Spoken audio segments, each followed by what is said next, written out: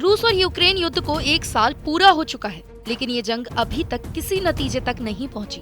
ऐसे में रूसी राष्ट्रपति व्लादिमीर पुतिन यूक्रेन में हर तरह के हथियार के इस्तेमाल की पृष्ठभूमि तैयार कर रहे हैं। ये विध्वंसक हथियारों के इस्तेमाल को सही ठहराने वाले तर्क गढ़ रहे हैं। रूसी राष्ट्रपति पुतिन ने यूक्रेन युद्ध को रूस और उसके नागरिकों के लिए अस्तित्व की लड़ाई बताया है।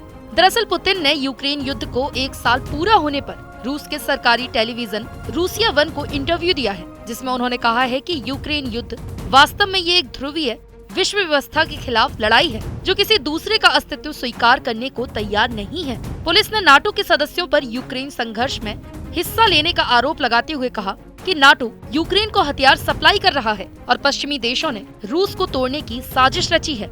पुतिन ने कहा कि वे यूक्रेन के हथियारों पर कई अरब डॉलर खर्च कर रहे हैं। हकीकत में ये हिस्सा लेना ही है। उन्होंने पश्चिमी देशों पर निशाना साधते हुए कहा कि वे अप्रत्यक्ष रूप से कीव शासन की ओर से किए जा रहे अपराधों में हिस्सा ले रहे हैं। पश्चिमी देशों का एक ही उद्देश्य है, रूस को तोड़ना। तब वे शायद हमें सभ्य लोगों के कथित परिवार में स्वीकार करेंगे। इंटरव्यू में पुतिन ने एक मल्टीपोलर वर्ल्ड के लिए अपनी गुहार को भी दोहराया। उन्होंने कहा कि इसमें कोई शक नहीं है कि ऐसा जरूर होगा। मल्टीपोलर वर्ल्ड का मतलब एक ऐसी दुनिया जिसमें 2 से अधिक देशों के पास एक जैसी शक्तियां हों। पुतिन ने इसका आह्वान अमेरिका की सुपर पावर इमेज के खिलाफ किया है। उन्होंने कहा, हम किसके खिलाफ हैं?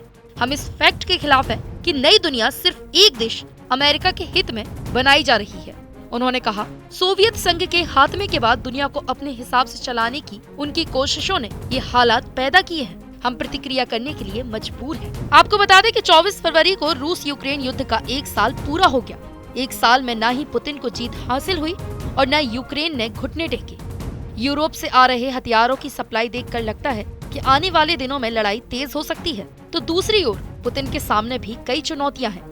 दुनिया के ज्यादातर देश अब रूस के साथ अछूत जैसा व्यवहार कर रहे हैं। पड़ोसी देश भी अब मॉस्को से किनारा करने लगे हैं। पुतिन के बेहद करीबी और कट्टर समर्थकों ने भी उनका साथ छोड़ दिया है। इसी बीच कुछ खबरें रूस के तख्ता पलट की भी आशंकाएं जता रही हैं। पुतिन के साथ अब सिर्फ बेलारूस खड़ा है, लेकिन कुछ रिपोर्ट्स की माने तो रूसी राष्ट्रपति 2030 तक उसे भी रूस में मिलाने की प्लानिंग कर रहे हैं।